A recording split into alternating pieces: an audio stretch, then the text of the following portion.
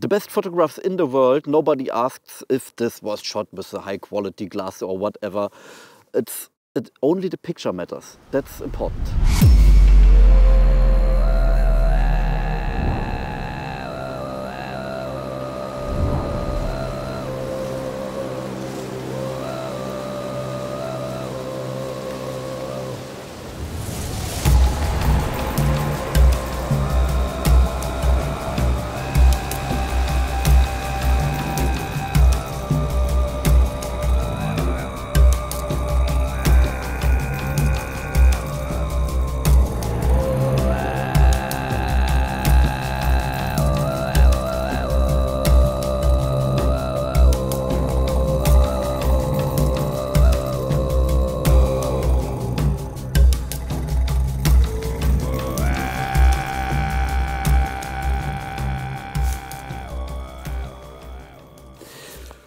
Do you know how to test if a lens is good or not? Do you actually see the difference between a very good lens and an affordable lens? What makes and breaks a good glass? That's the question of today. Well, this lens is actually pretty nice. It feels very nice. It's made out of metal, this AF switch. It has even aperture ring and the manual focus ring.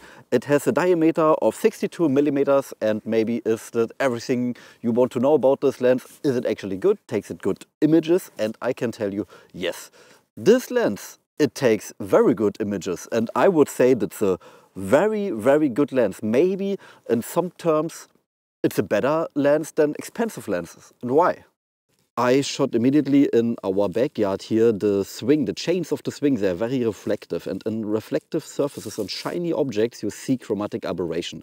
In F1.8 I saw chromatic aberration even on the LCD when I zoomed in.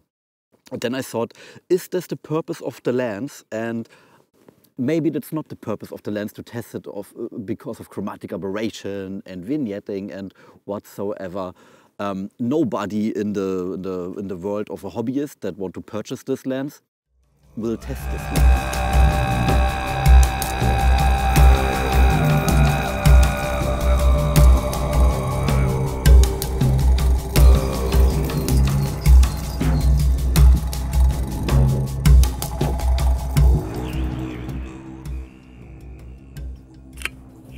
When you are a beginner in the photography world, or when you just want to have an affordable good lens, is this actually a pretty nice choice? Because on F1.8 is this of course not the sharpest lens in the world, and it gets sharper, it becomes sharper on F2.8, but in portrait world, where you actually use 50mm wide open aperture the most, I think, then it is actually a very good lens, because you don't want to have an ultra sharp, tech sharp lens.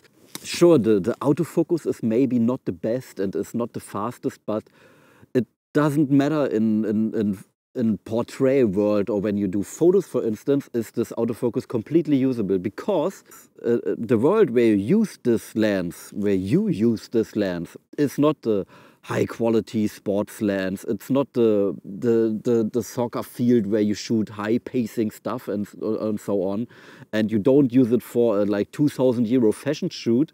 And it is a complete own world, this lens, and it makes completely sense to be there.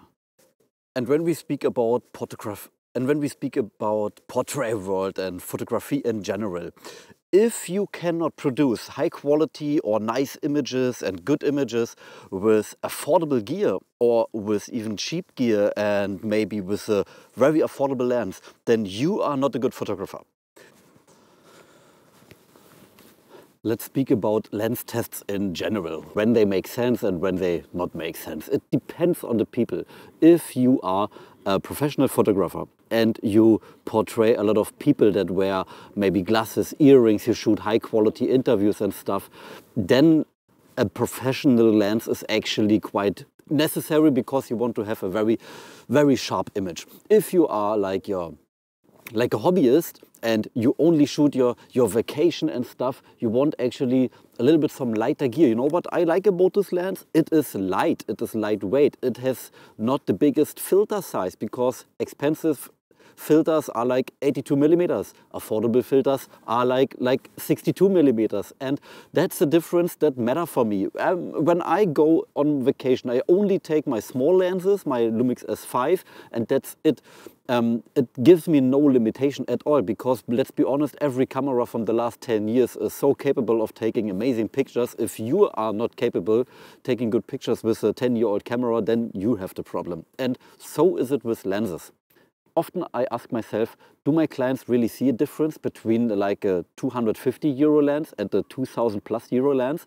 And I'm completely honest with you, a lot of my clients wouldn't even see a damn difference between these lenses. And that's because not every client has an eye for that. You maybe have an eye for that when you want to see a difference, and hobbyists that are like very determined have maybe a more professional eye on it to see a difference, but not many people will see a difference. Do we even need high quality lenses then? Is it necessary? To see chromatic aberration, you need some very reflective things, and you need something that is sharp in the foreground and the background is maybe not so sharp anymore, and then you see chromatic aberration. I don't know if this is reflective enough that you see chromatic aberration. Usually that happens when you shoot bicycles, chrome rims from cars. They are made for chromatic aberration from hell, and that breaks sometimes a little bit the image. Sure, in photo world you can get rid of this via Lightroom and everything, but not so much in video world. There's no really good solution to get rid of chromatic aberration. But I tell you what, the occasions where I needed actually a very, very high quality lens with no chromatic aberration at all was like very little.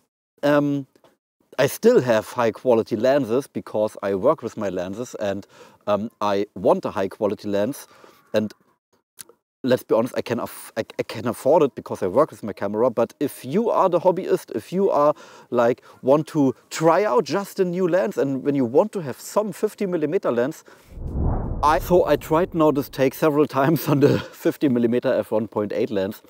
I'm completely honest with you, for video work is this lens not made and is not good for video work.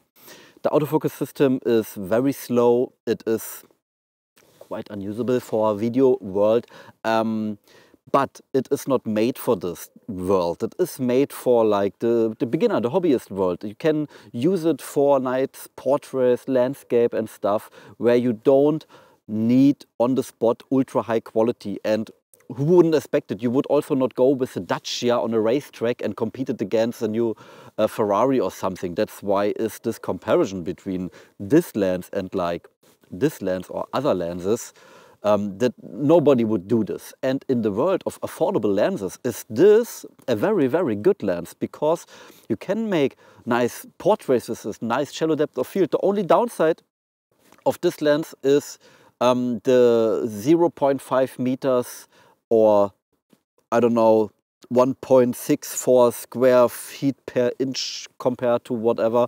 It's like half a meter. The minimum focus distance is like this. If you're closer than this to this lens, you will never be in focus because that's the minimum focus distance.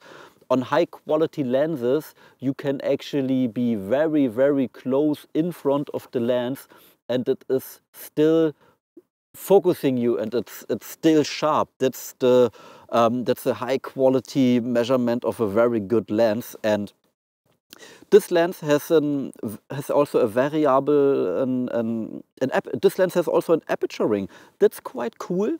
It is from f16 to f1.8, which is quite cool and usable in my opinion. And the only downside is that it goes from automatic instantly to f16. So when you switch from automatic to f1 point something, you then have basically your first manual aperture is like f16. But who cares if you are like on a budget? Most people are currently on a budget because of inflation, crisis, whatever, financial crisis. You want to have an affordable lens with a nice image quality, shallow depth of field. Get a 50mm from 7 Artisans. That is, in this world, a very good lens. And It is small, lightweight, very well built, made of metal, and I like this because it is good for travel, good for taking portraits of your family and everything. Don't compare to like Mercedes of lenses or whatever, not made for this world. Thank you for watching. Subscribe to my channel if you want to see more real-world tests from a real videographer from Berlin, Germany. My name is Paul. See you in the next video. And this video is made in 4K HLG to make an HDR video with this lens. Wow!